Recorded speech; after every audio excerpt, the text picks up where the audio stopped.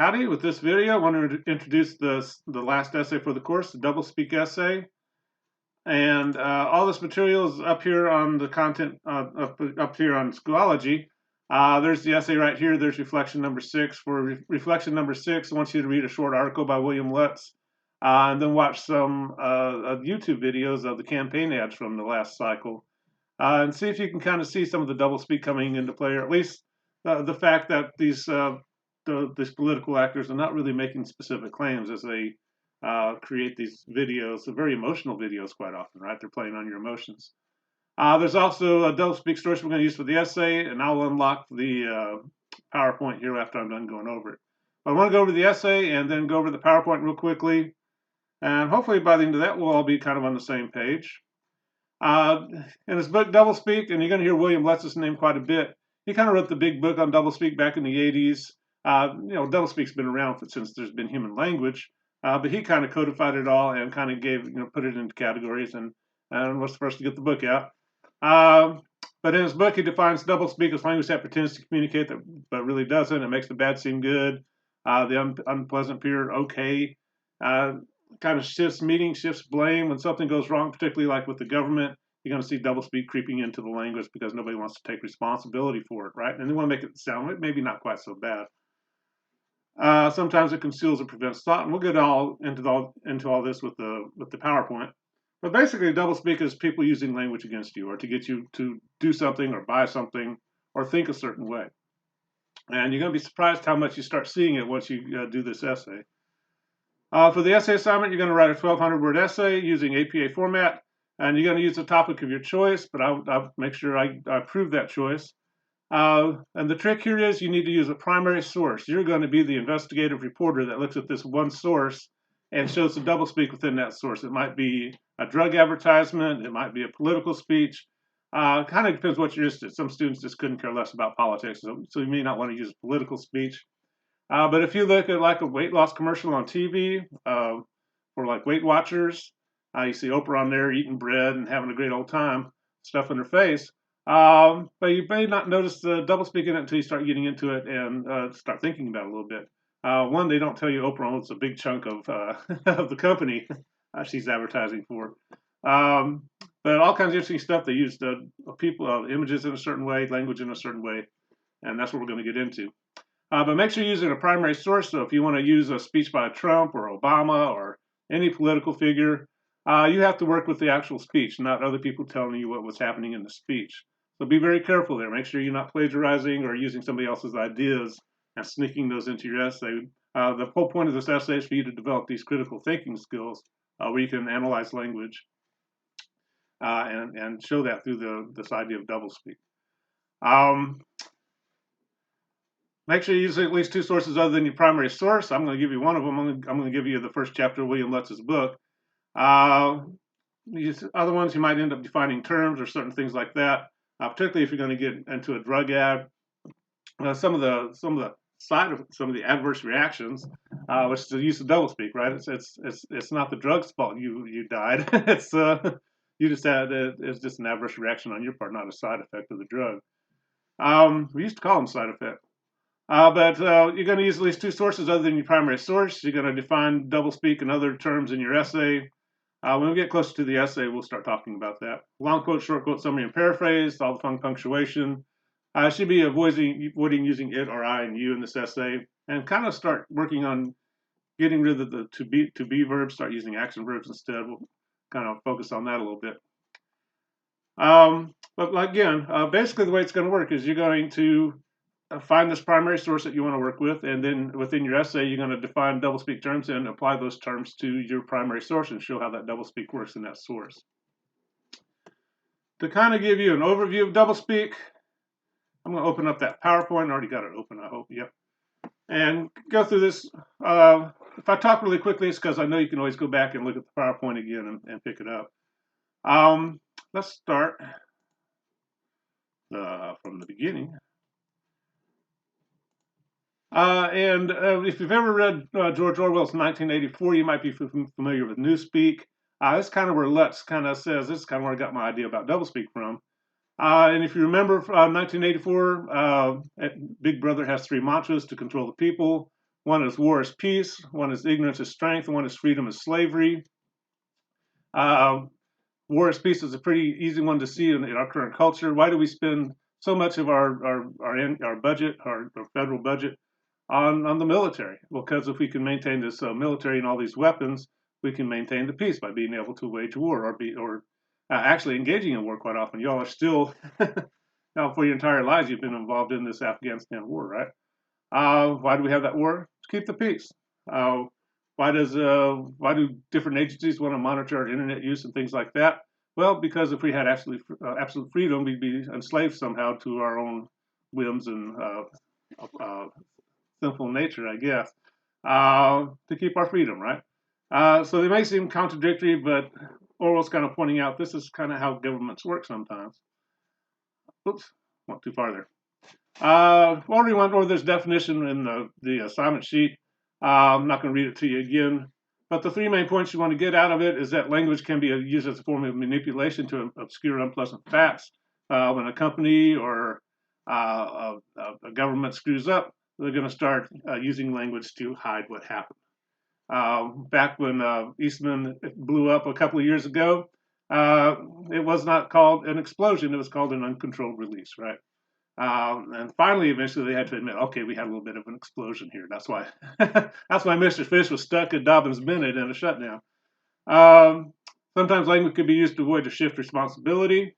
We'll see that in action as well, and we should see whether or not the words are agreeing with the facts that are being used. A couple of examples. If you think about the abortion debate, if you're pro-life, which already kind of tells you something of kind of an example of doublespeak, right? Using certain terms to already control how people are going to think about their argument. If you're pro-life, you're going to use the term unborn child, even though generally we don't define ourselves by what we're not. You're not ungraduated high school students, right? It's just a weird, it's kind of a strange term if you think about it. It sounds like little zombie fetuses walking around or something. If you're pro-choice, you might talk in terms of procedures, unviable tissue, things like that. And both terms are kind of interesting. If you force somebody to use those terms, you're going to kind of control the debate a little bit, right? Especially that unborn child puts an image in people's heads that may or may not be accurate. Another good example, and when we first started doing these standards of learning tests in Southwest Virginia, the teachers union balked a little bit, and they kind of said, you know, our problem is we're working with a challenged population, so we can't be held accountable for low scores. Kind of a hateful use of doublespeak there, right? One, it shifts blame. In fact, no one's to blame, right? It's not the parents or the students or the teachers or the system, the education system or the schools. It's just the population in general. And you know, who do you hold accountable for low scores if you're just going to blame it all on a challenged population? It's also not a nice sounding phrase if you think about it. They're kind of saying, hey, the people around here are just going to score low because of who they are. So sometimes doublespeak can seem kind of funny. Sometimes you kind of go like, hey, especially if they're using it against you. We're going to start talking about three types of doublespeak. Euphemism, putting a pleasant word on an unpleasant reality. We do this all the time. Like at funerals, you don't say, hey, I'm sorry your grandma died of a horrible, painful death from colon cancer or something. That just doesn't sound nice. You know, they passed away. They went to a better place. They moved on. We have all kinds of euphemisms to deal with death. That's not doublespeak. We kind of all know what we're talking about. But when it's all of a sudden somebody's using these terms against you and you don't quite understand them, all of a sudden it starts to become doublespeak. You're going to see in that Lutz article, he talks about how no one ever gets fired. You might experience a labor force adjustment where you no longer have a job. Your company might get downsized, or back when Northeast State fired about 40 people a couple of years ago, we were right-sizing. A very interesting doublespeak term, very interesting euphemism for 40 people losing their careers. Teachers, quite often we don't get fired, we just don't get renewed. We might lose a position. All kind of interesting ways to just not say you fired somebody and they no longer have an income anymore. Um, when we engage in war, we're going to start to see the language, a certain language, a certain kind of euphemisms coming into play. We don't have a War Department, we have a Defense Department, right? Or Department of Defense. When you hear militaries talk about what they do, quite often they won't say they kill people, they might service targets, convert targets. How do they do that? They don't attack people, they might do a preemptive strike though. Preemptive strike is saying I hit you before you could hit me. I may have done it for no reason. What's air support? That's just another way of saying bombing, right? So all these euphemisms start coming into play, and sometimes it can be a little confusing about what's actually happening. If you service the wrong target, we call that friendly fire, right? If we bomb the wrong place, or bomb the orphanage instead of the hideout, that might be called collateral damage. What causes collateral damage? Well, incompetent ordnance, right? It's the bomb's fault it fell on the wrong place, not the person dropping it. So you can kind of see how all these euphemisms they start being used together, and it can be kind of confusing. Somebody says, we experienced some friendly fire due to incompetent ordnance. Going, wait a minute, you killed your own guys? What happened there? And even though things happen like this in war, still it gets kind of weird with these euphemisms. Um, if soldiers sacrificed by the government, we're taught to say he or she gave their life for their country, right? But that kind of shifts blame a little bit. The soldier may not have wanted to go in harm's way. The soldier may have known something bad was going to happen, but they followed orders and somebody got them killed. But this phrase, they gave their life for their own country, or they made the ultimate sacrifice, kind of puts the blame on the soldier, right? If you think about it. Our military, we're pretty open. We get to find out the stuff. We're not going to think about Pat Tillman there. Other militaries in other countries, you start hearing them enacting a purification program or re-education camps or resettlement programs. Part of the population is about to have a serious problem, right? And if you think back to the Nazis during World War II, they like to use all kinds of euphemisms for killing people. If you were offered resettlement, particularly to the east, and you were Jewish, you were heading off to the camps, right? But we don't want to say, hey, we're going to commit genocide here. It might cause resistance in the population, so we're just going to offer them resettlement opportunities. We'll take them to a camp like Auschwitz, where work will make them free, which is actually true. They worked them literally to death. These euphemisms, again, sometimes they're kind of silly, but sometimes they explain how we kill people. And of course, the final solution is one of the more ultimate euphemisms ever created. The solution is to kill millions of people, right? A second type of doublespeak we're going to talk about is jargon and weasel words. And same kind of thing, with the euphemisms, sometimes we see through them and we understand what's going on. Sometimes, not so much, and all of a sudden, things go bad. But jargon is just a specialized language of a trade, profession, or group. People do this all the time. You notice that English teachers have their own little jargon for all the little problems in an essay. But athletes have their codes when they're on the field or on the court to talk quickly and get things done quickly. Same thing when you go to the emergency room, the doctors, and you're really hurting, the doctor's going to start using specialized language so they can get things done quickly. That's not doublespeak. But when kids start to become doublespeak, if you go to the hospital and you have a negative patient care outcome that results in a terminal episode, all of a sudden it's like, wait a minute, what's this jargon actually telling us? And it's basically saying somebody died, right? If it's due to a diagnostic misadventure of a high magnitude, that means somebody screwed up and killed you in the hospital. But we start using this jargon to kind of shift the blame and maybe make it seem not quite so bad. When planes experience involuntary conversions, and sometimes the airline companies, they have to account for this on their books. They might call that, that plane crash an involuntary conversion. Doesn't quite sound so bad, but if you don't know the jargon, you may not understand that people just died. One special type of jargon is called weasel words. This might also, in terms of our essay, this might actually be a fourth type of doublespeak to discuss within your essay. The words that seem to say something but qualify whatever comes after them. I can guarantee you 100% that this class will help you become a millionaire within 5 years, or I will give you the money myself. Sounds like a good thing, right? Well, that word helps is a weasel word that qualifies everything that comes after it. So if you come and find me in 5 years and say, "Where's my money, bro?" I'm going to say like, oh, "I just said it'd help. I didn't say it actually do it. Hello." And when you start paying attention to these weasel words, you're going to see them everywhere. Crest helps fight cavities. Well, probably so does just rubbing your teeth with your fingers, right? Dawn leaves dishes virtually spotless. Virtually means it doesn't. It means they're literally saying Dawn leaves dishes spotty, right? You're virtually a millionaire right now, right? That word virtually qualifies what comes after it. When you start looking at drug ads, words like treats or helps to or works to, designed to, all these are just weasel words that qualify everything that comes after them. So sometimes you got to watch out for claims, particularly advertisers are making. We're going to see an example here. Make sure see how the link works here. You know when you feel the weight of sadness. You may feel exhausted, hopeless, and anxious.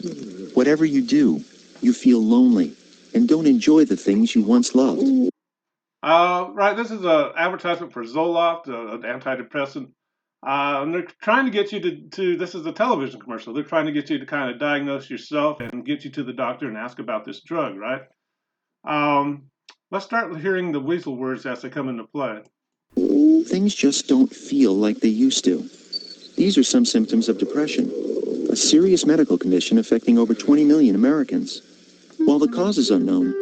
Stop right there. The makers of this drug just said they don't really know what causes depression. And kind of skip right past it with that weasel word while the cause is not known. And then they're going to put up this dramatization, which is a form of jargon, because if you don't know what dramatization means or the implications of it, they can just draw whatever they want here, right? It's a cartoon. Your nerve cells don't actually look like this. So all of a sudden, this jargon, the weasel words are starting to come into play, and they're not really making a specific claim about the drug. Depression may be related to an imbalance of It may or may not be related. May is another weasel word, right? Natural chemicals between nerve cells in the brain. Prescription Zoloft works to correct this imbalance. Works to correct the imbalance are just more weasel words. Doesn't mean it solves the problem. It just kind of works to help do that, maybe, or maybe not.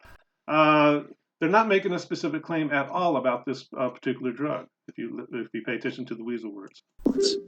You just shouldn't have to feel this way anymore. Only your doctor can diagnose depression. Zoloft is not for everyone. People taking MAOIs or Pimozide shouldn't take Zoloft. Side effects may include dry mouth, insomnia, sexual side effects, diarrhea, nausea, and sleepiness. And they're being kind of evasive there. They know the side effects and how often they occur. They're just not going to give you the numbers for them.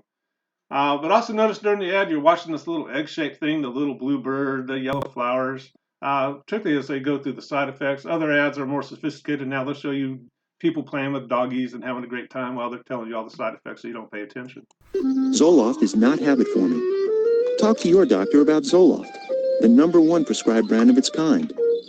Zoloft. When you know more about what's wrong, you can help make it right. Right, and just in that little slogan, you can help make it right. Doesn't mean you're gonna make it right. This just kind of helps, maybe. The entire ad doesn't make any specific claim about what the drug is, or what it does, or how it helps with the condition. They say right to your face they don't know what causes, what actually causes it. So as you're thinking about a topic, drug ads tend to work very well, particularly television ads, because they've got to try and get the consumer to go to their doctor and ask about this particular drug, right? There's another one. And as you're thinking about possible topics, it helps to have one that uses visual images. Vyvanse is a very interesting advertisement. One, colors mean something. And I'm not an expert in that field, but they're using purple and the green in a certain way. What's that little design supposed to tell us? For the treatment of ADHD, treatment of is a weasel word. They can say whatever they want after that, really, and they're not making a specific claim. And you can just kind of go through all these different. I don't know. I was going to go to the adult one. Just because it's the #1 prescribed branded ADHD medication doesn't mean it's the best one, right? And you can just kind of go through who's this person. Quite often it'll say actor portrayal or let you know it's not an actual user of the drug. And you can kind of go through and kind of go through the ad and kind of notice all the weasel words and how it's a patient portrayal. This isn't actually somebody taking the medication. If you start seeing these advertised regarding children, you're going to start seeing images of children doing homework, because that's usually the battle with ADHD, right? It's a federally controlled substance because it can be abused or lead to dependence. It can or cannot be. Can's another weasel word there, right? So you can kind of go through these ads, and this might make a pretty decent primary source. I tend to want to go with one that's where they start giving this into children. But you can kind of click through the site. It's proven to help treat ADHD. That means nothing, right? Because help treat are both weasel words. They're not making a specific claim. And then there's a child doing their homework and doing everything they're supposed to. Notice it's a patient portrayal. This isn't an actual person taking the drug. Very fascinating use of weasel words and images and jargon to sell you this product. We'll skip the drugs.com one. And you can hear these weasel words all over the place. In education, we enhance our courses. If you go to a sale and it says up to 75% off, and you go there and you can't find anything 75% off, you say, well, up to 75%, that means from 0 to 75. And that one thing that was 75% off got sold in the first 5 minutes, right? Up to is another good example of weasel words. The last one is inflated language, bureaucraties, gobbledygook. Some of them just piling on the words so that eventually you just give up and either you quit thinking or you just kind of agree just to get it all out of your face. If you ever read a Microsoft Office user agreement or any kind of software agreement, do you actually read those? You should, because quite often you are signing away your rights to sue the company if something goes wrong, right? You're not going to hold them liable. And if you do, if they're held liable, you might have to go through arbitration. And who picks the arbiter? That might be the company, right? But theoretically, you're supposed to read through all this, understand it all, and before you agree to it. But you don't, because you just give up. One, it's written probably mostly by lawyers. It's not designed to actually communicate meaningful information to somebody who's not a lawyer, right? That's a good example of what gobbledygook does. It just piles and piles these words on so that you just kind of give up and move on with life. You're going to see this in vision statements or mission statements. Northeast State has a notice to students. That's fun to look at. Notice to students. Northeast State College provides the opportunity for students to increase their knowledge by offering programs of instruction in the various disciplines and programs through faculty who, in the opinion of Northeast State, I always like that part, are qualified for teaching at the college level. The acquisition and retention of knowledge by any student is, however, contingent upon the student's desire and ability to learn and his or her application of appropriate. They're not talking to you, expecting you to understand all this, right? This is just something lawyers wrote to qualify what we do at Northeast State by saying, hey, they passed the test, and after that, we can't vouch for them. And it's kind of interesting there to kind of couch it as a notice to students, quite often who may not be able to understand everything that's being said there. Good examples of inflated language there. Sometimes, quite often, you're going to see companies use all three types at the same time. It's not going to let us do this. No, let's cancel that. Or is it? Oh, here we go. Back a while back, GM built some cars that had trouble with the where the keys go in. But what would happen if you had too much stuff on your keys? It would turn the car off, and if you do that going 80 miles an hour down the road, you can have some serious trouble because it locks your steering wheel and takes all the power out of the brakes. And you can kind of see when they hid all this, then they got caught hiding it when they knew the ignition switch is what's called.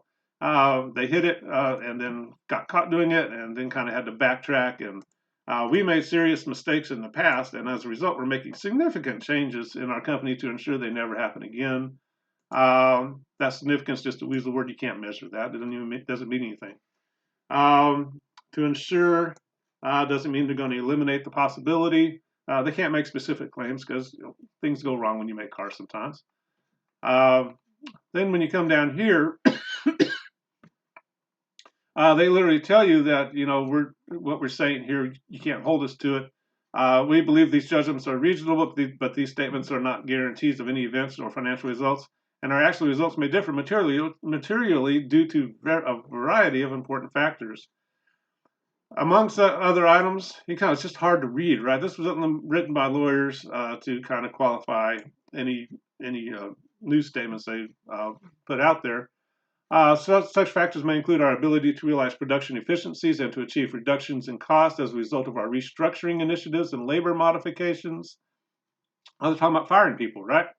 Our ability to maintain quality control over our vehicles and avoid material vehicle recalls and blah, blah, blah. You can kind of see they're going to qualify everything they say in a news release to make sure they can't be held liable for what they've said. And they're going to use jargon, they're going to use weasel words, euphemisms, whatever they can to make sure they're not held accountable. One last item I want to look at. John Oliver, he's a talk show host. You might recognize him once you see him. He's also a comedian. But he does a good job of kind of taking GM to task about how they use language and kind of having a little fun with it. So we're going to watch that YouTube video real quick.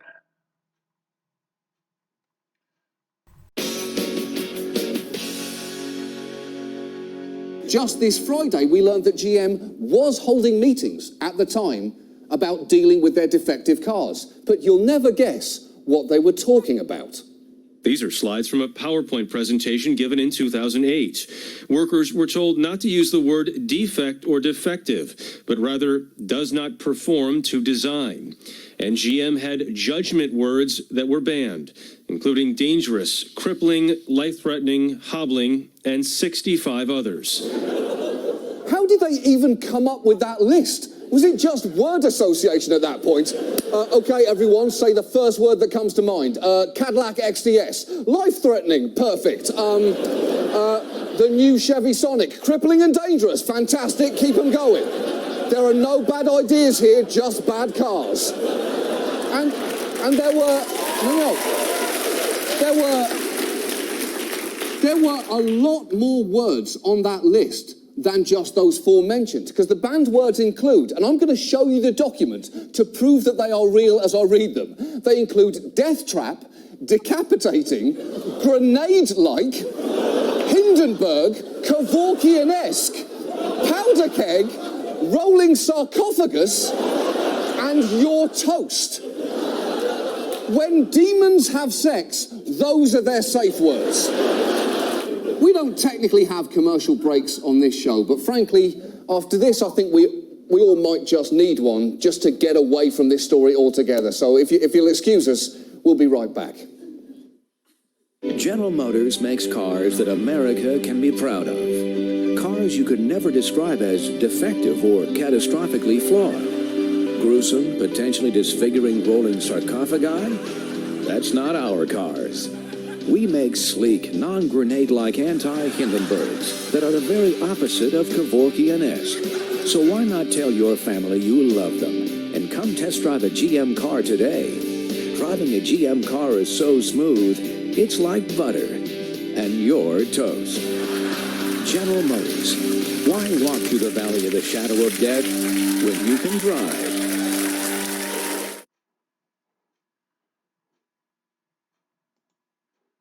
Alrighty. So John Oliver kind of treats it in a humorous manner. One more there. But you kind of see sometimes it's funny, sometimes he's just talking about cars that actually kill people. But the way it's going to work, again, you're going to try and find a primary source. You can use a political ad again. You can use a drug ad. You can talk about a specific episode where the military screwed up or a company screwed up, and use language to try and hide what happened. There's plenty of examples out there, unfortunately. But try and find one you're interested in working in or working with. And we'll talk more about how the essay is going to be structured when we get a little closer. But for right now, let's get back to Schoology. Got a lot of things open there. For Wednesday, we're just going to start on the essay. Hopefully you're watching this video. Then we're going to work on reflection number 6. I believe that's due Saturday. Eventually, if it comes up. I don't know, Schoology's slow or my internet's slow. But, there we go. Make it big. But you're going to watch some of these videos. Some of these are from people who weren't successful in their presidential bids. But they're fascinating when you really get into them about how they use images, how they don't really make specific claims, and how they use things like music and appeals to emotion almost more than any kind of appeal to fact.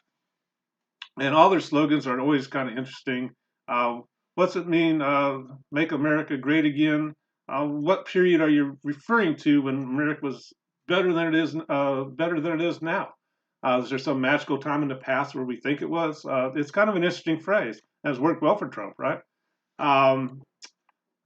But again, you're going to read that short article, which is copied right here. Watch the videos. And sometimes if you're one political persuasion, you'll see the doublespeak in your opponents' advertisements more than you'll see it in yours.